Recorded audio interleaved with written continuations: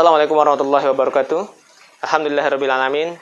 Segala puji dan syukur senantiasa marilah kita panjatkan kehadirat Allah yang senantiasa memberikan kebaikan demi kebaikan yang terus bertambah setiap harinya. Dan hanya kepada Allah lah kita boleh memberikan pujian tertinggi. Salawat serta salam semoga terlimpah curahkan kepada junjungan Nabi besar Muhammad yang telah membawa risalah Islam ini sampai ke seluruh penjuru muka bumi ini. Sahabat sekalian, kali ini kita akan membahas tentang ciri-ciri ruqyah yang tidak syar'i atau ruqyah yang dilakukan oleh para dukun. Jadi kita harus tahu ciri-cirinya. Jangan sampai nanti hanya mengatasnamakan ruqyah, ternyata diri kita tertipu. Diri kita tertipu dengan ruqyah yang tidak syar'i.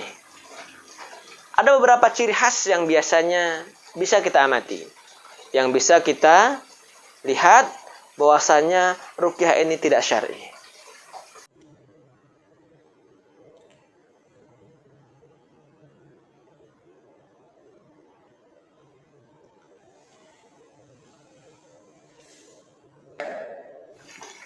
Ciri yang pertama, dia akan menanyakan nama lengkap.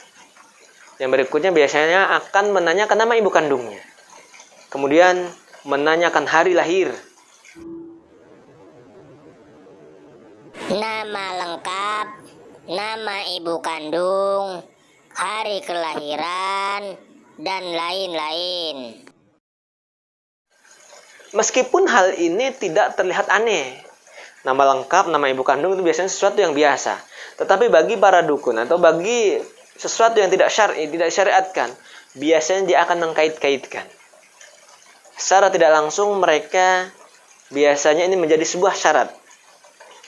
Syarat di mana ritual itu nanti bisa berjalan. Gitu ya. Baik. Yang berikutnya, dukun ini biasanya dia akan memperlihatkan kemampuan-kemampuannya. Ya. Memperlihatkan kemampuan seperti menebak, meramal, menerawang. Oh, ini mah kayaknya ada yang ngirim. Oh, ini mah kayaknya ada yang jahil. Dari sebelah kidul, sebelah selatan, sebelah barat, sebelah atas. Ya, Masya Allah. Sepertinya motor itu ada di pom bensin. Pom bensinnya ada di Alaska. Alaskanya di sekitar Amerika Utara. Kayaknya istri kamu nyuruh poligami, tapi poligaminya sebelum poligami itu harus nyembelih dulu tikus yang masih perawan. Tikus yang masih perawannya harus diambil dari peternakan tikus yang berada di Jepang. Seandainya hal ini dilakukan oleh peruqyah yang menganggap ruqyah hanya syar'i, maka jauhi dan tinggalkan hal itu. Karena ruqyah itu nanti dia hanya mendiagnosa berdasarkan keluhan pasien. Misalkan ditanyakan, Bapak keluhannya apa? Yang sering dirasa bagaimana? Yang sering dialami ketika tidur seperti apa? Yang sering dialami ketika melakukan aktivitas-aktivitas A, B, C seperti apa? Jadi berdasar diagnosa, bukan tebakan, bukan terawangan, apalagi yang implangan yang aneh-aneh.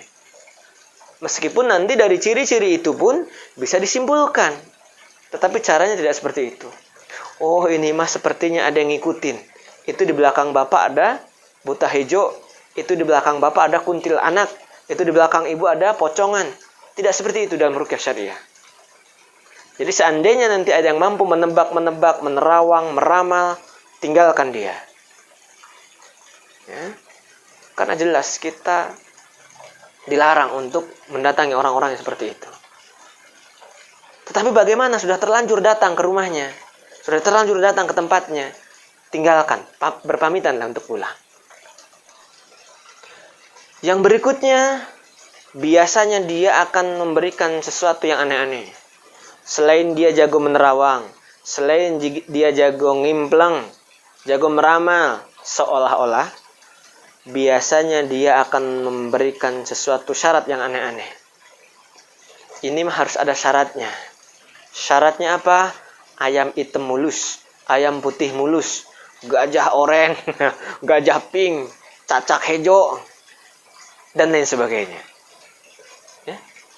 Ya, kebanyakan biasanya orang-orang yang seperti ini suka memberikan syarat-syarat yang aneh, bahkan sulit dan mustahil dia dapatkan. Dan biasanya nanti dengan beberapa dalil hal itu tadi, dengan beberapa syarat tadi, biasanya kalau Bapak tidak bisa mendapatkannya, maka boleh kami carikan. Cukup uangnya saja titipkan kepada kami. Nah, hati-hati ya. Seandainya nanti ada peruqyah yang seperti itu, atau ngaku-ngaku peruqyah yang demikian, tinggalkan dia. Bisa dipastikan ruqyahnya tidak syar'i. Oke. Yang berikutnya. Yang berikutnya biasanya dia akan memberikan jimat-jimat. Apapun jimatnya. Mau tulisan kertas, mau batu, mau besi, mau apapun itu ya. Batako lah, hebel. Atau apapun intinya, Masya Allah ya. Sesuatu yang dianggap jimat, dijadikan tangkal, penangkal, dijadikan penjaga dan lain sebagainya, maka ini dipastikan bukan peruqyah syar'i dan dia cenderung praktek perdukunan. Hati-hati, perdukunan seperti saat ini sudah banyak yang mengatasnamakan ruqyah. Memberikan jimat, benda-benda bertuah, tulisan-tulisan kertas, kulit binatang, batu-batuan, dan lain-lain.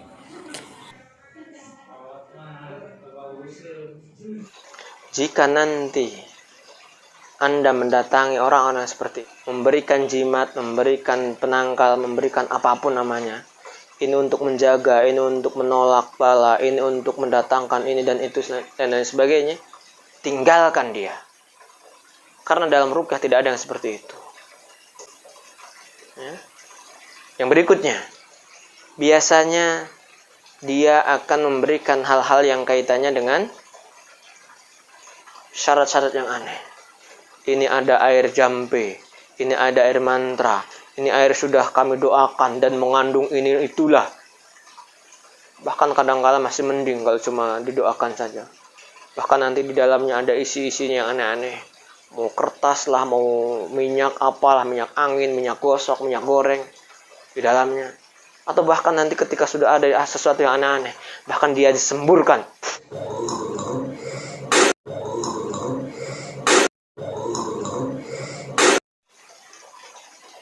Bahkan hal-hal semacam ini dianggap biasa kadang-kala di masyarakat kita. Maka dari itu, seandainya menemukan kasus-kasus seperti ini, jauhi dia, tinggalkan yang aneh-aneh seperti itu. Meskipun dalam ruqyah itu nanti ada yang namanya air ruqyah, ya, air yang diruqyah, itu ada memang. Tapi kita harus berhati-hati. Tata cara meruqyahnya harus benar, jangan asal, jangan mengkait-kaitkan dengan sesuatu yang aneh-aneh. Ya. Kemudian pemahaman orang yang menggunakannya pun harus kita luruskan terlebih dahulu. Jangan sampai nanti air ruqyah hanya betul, tata cara membuat air yang diruqyah hanya benar, ternyata pemahaman orangnya salah. Maka bisa jadi hal ini nanti menjadi jalan bagi orang itu untuk rusak pemahamannya. Maka dari itu, sekali lagi, kenali ciri-ciri dukun atau kenali ciri-ciri ruqyah yang tidak syar'i. Karena sekarang para dukun banyak yang menggunakan istilah-istilah ruqyah. Hati-hati ya. Para dukun banyak yang sekarang ini menggunakan istilah-istilah ruqyah. Namun setelah diteliti praktiknya, dia tidak memenuhi unsur syar'iyah di dalam ruqyahnya. Bahkan cenderung mengandung unsur syirkiyah. Atau misalkan, ciri yang berikutnya, dia biasanya suka nangkep, masukin ke botol, cah. Tangkep, masukin ke botol, cah.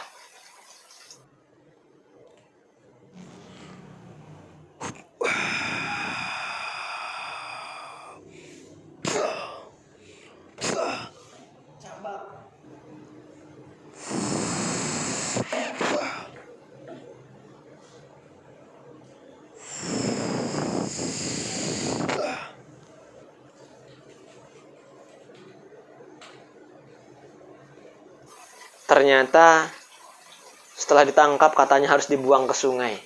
Setelah ditangkap nanti harus dibuang ke lautan. Setelah ditangkap nanti harus ditanam 10 meter misalnya. Seandainya ada hal-hal semacam itu, biasanya itu praktiknya biasanya dilakukan oleh para dukun yang model-model begitu. Sehingga kita semua harus berhati-hati. Karena yang namanya ruqyah tidak ada sesuatu yang aneh-aneh. Ruqyah itu sederhana. Ruqyah syariah itu simpel, mudah. Ya. Bahkan tidak butuh syarat yang aneh-aneh. Kenalilah ruqyah syariah melalui ciri-cirinya, bukan dari katanya. Ini katanya ruqyah syariah. Ternyata setelah kita datangi, praktiknya tidak syar'i. Maka tinggalkan hal yang demikian itu. Mudah-mudahan kita dan keluarga kita dijauhkan daripada praktik-praktik perdukunan yang ngaku-ngaku ruqyah syariah, padahal praktiknya ruqyah yang tidak syar'i di dalamnya.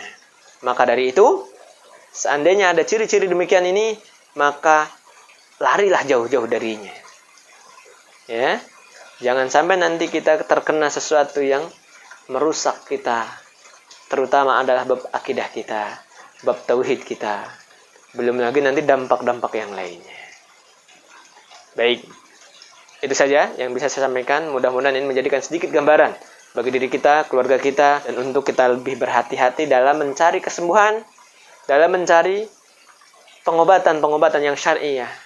Jadi jangan semata-mata nanti karena orangnya pakaiannya menarik, pakai jubah, pakai sorban, pakai apalah ini, dan lantas kita menganggap ini syar'i. Padahal sekali lagi yang harus kita amati adalah praktiknya, bukan sekedar klaimnya, bukan sekedar pengakuan, tapi praktiknya bagaimana. Ya, itu saja yang bisa saya sampaikan. Mudah-mudahan kita dijauhkan daripada hal-hal yang demikian.